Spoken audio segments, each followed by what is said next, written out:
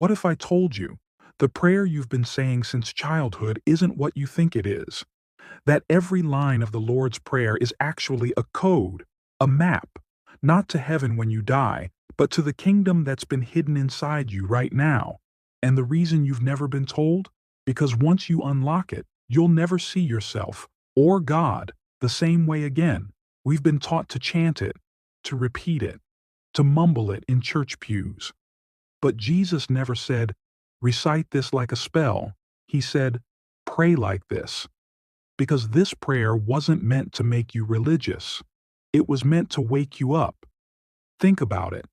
The very first words are not my Father, but our Father. That one word destroys the illusion that you're alone. It dissolves the ego. It pulls you back into the family of the divine. You were never an orphan reaching for a distant God. You are already woven into something infinite. And then comes the word Father. But in Aramaic, the word Jesus used wasn't just Father. It was Abun, a word so rich it meant Father, Mother, Source, Breather of life. He wasn't talking about a man in the sky. He was saying, you came from divine breath itself. You were never a mistake. You were never unloved. You were formed in the womb of the infinite, carried by sacred intention.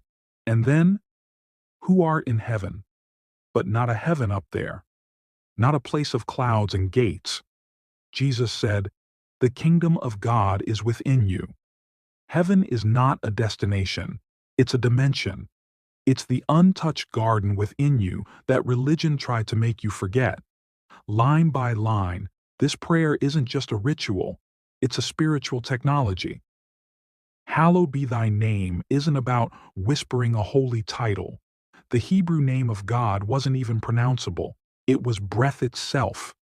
Every inhale you've ever taken, every exhale, you've been unknowingly speaking his name. That means God has been closer to you than your own thoughts, always. And then, thy kingdom come. Not later, not after you die, not someday, but now, through you. Jesus wasn't pointing to a far-off promise.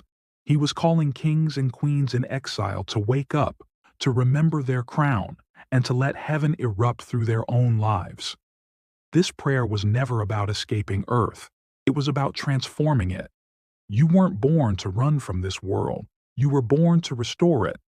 That's why this prayer terrifies systems of control, because once you realize heaven is already inside you, you can't be controlled anymore. You stop living like a beggar and start walking like a child of the infinite. So, let me ask you, do you still believe the Lord's Prayer is just words? Or do you feel the code waking up inside you? If you felt it, comment, I'm remembering below.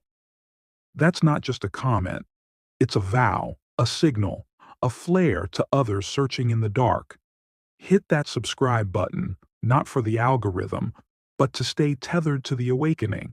Because we're going line by line, decoding the prayer the church never wanted you to understand. You don't just recite this prayer anymore. You remember it. You become it. And once you do, your whole world changes.